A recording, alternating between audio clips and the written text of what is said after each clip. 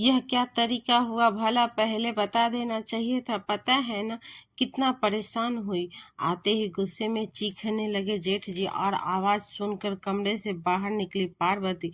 अरे धीरे बोलो भाई, अभी कॉलोनी के लोग इकट्ठा हो जाएंगे। लो ये आ गई पार्वती को अब जो कहना है। पार्वती को आते देखकर बोली सासू माँ, इससे क्या बात करे, सर चढ़ा रखा है अनमोल ने, अब तो उसी से बात करूंगा।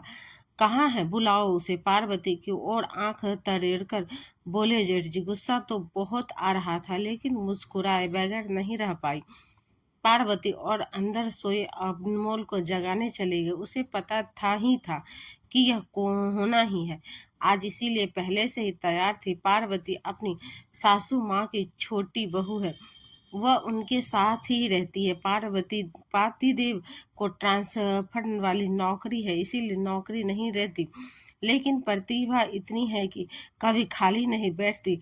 ट्यूशन, छोटा मोटा सा कपड़ों का व्यापार, ब्यूटी पार्लर, कुकिंग क्लास, बहुत सारे काम करती है। लेकिन सासू माँ की नज़र में जेठानी जी की ज़्यादा इज्जत है क्योंकि वे सरकारी नौकरी करती है, इसीलिए साथ न रहकर भी उन्हीं की दया भी करती है और मदद भी करती है। लेकिन पार्वती के लिए कोई भावना नहीं है उनके मन में।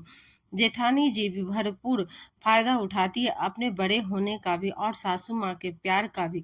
आजकल अपने इस शहर में है पार्वती के पतिदेव, इसीलिए जेठानी जी सोचती है जितना हो सके फायदा उठा लो। इसीलिए अक्सर घर में कोई छोटा मोटा कार्यक्रम हो या मेहमान आने वाले हो, सासू माँ को घर की चाबी देकर चली जाती है जेठानी जी, और सासू माँ पीछे पड़कर सारी तैयारी और खाना बनवाने का काम करती है।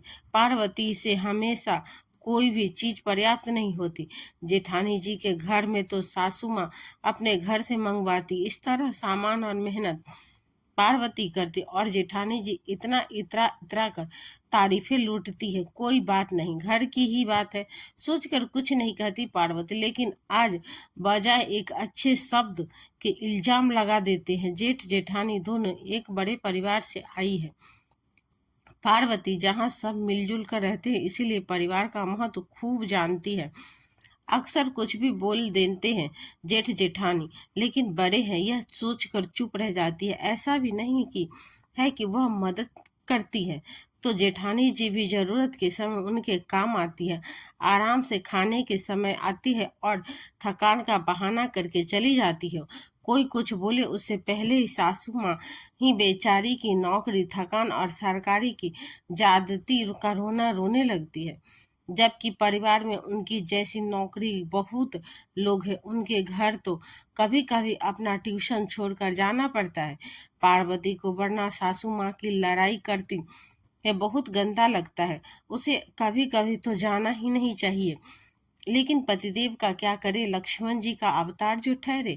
भाई भाभी के खिलाफ एक शब्द नहीं सुनते, शिकायत पार्वती भी नहीं करती।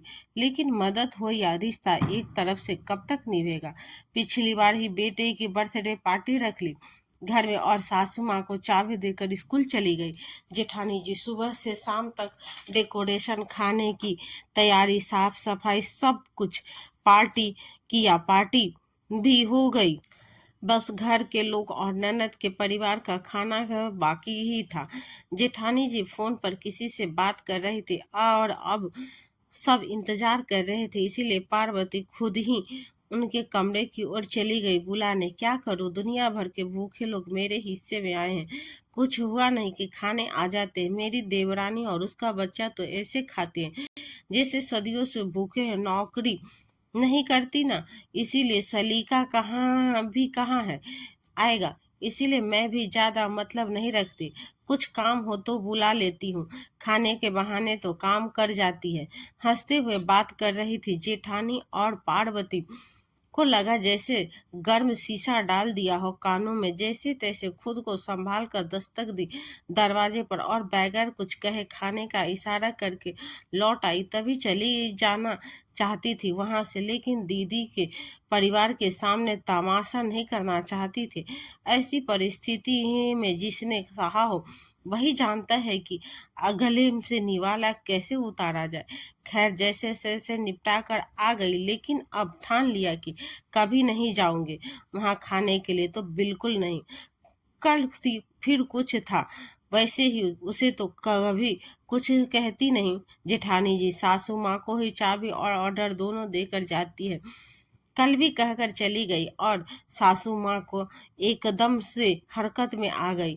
वैसे तो कोई काम नहीं करती सासू माँ, पार्वती करवाती थी, लेकिन नहीं, ऐसे समय में विशेष रूप से एक्टिव हो जाती हूँ। वो ऐसी देखकर समझ आ जाता है कि कुछ है। भनक तो लग गई थी, लेकिन अनजान बनी रही, क्योंकि उसे अपनी सहेली के घर जाना था, इसीलिए चुपचाप तैयार हो गई। कहाँ जा रही हो?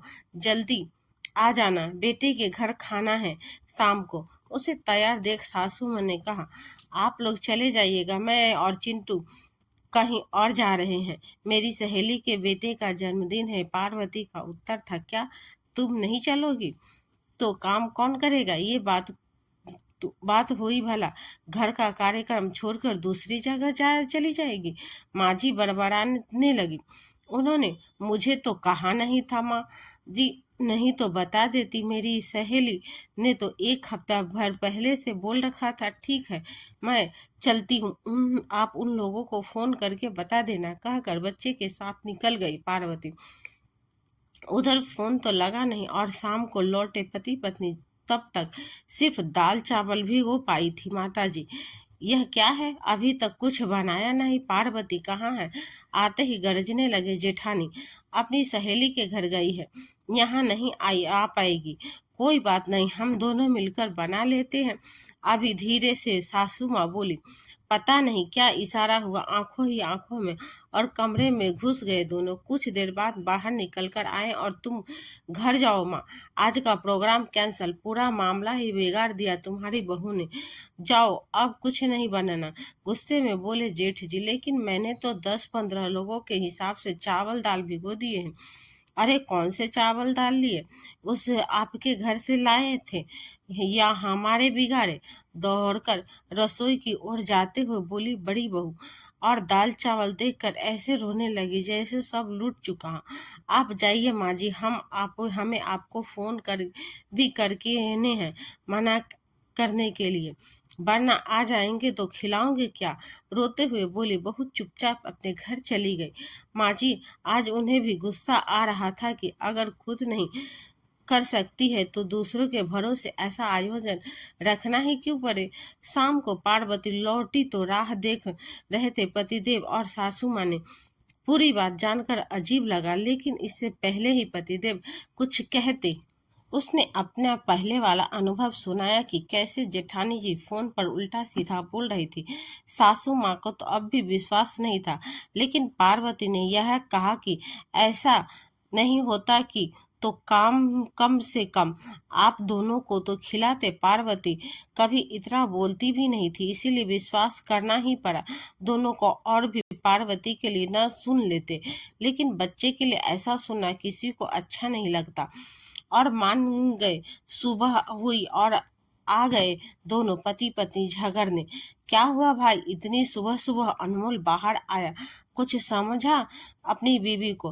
कल पूरा कार्यक्रम बिगाड़ दिया हमारा। पता है कितना मुश्किल हुआ सबको फोन करके मना करते। इससे पहले तो आ चुके थे वे लोग, बेचारी विशाखा को ही सब करना पड़ा।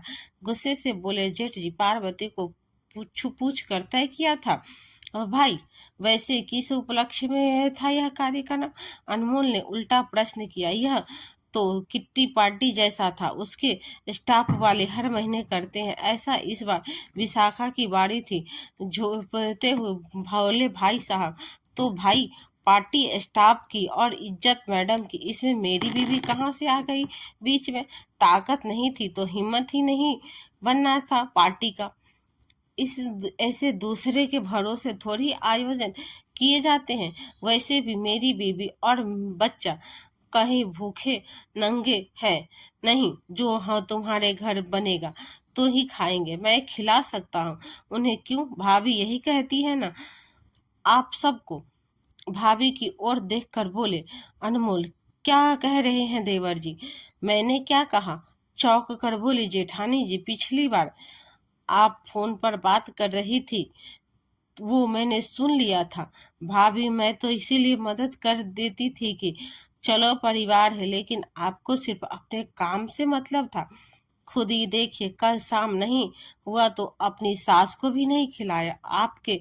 बाकी तो बहुत दूर है, और कुछ नहीं तो बाहर से नाश्ता लाए थे वही खिला देते।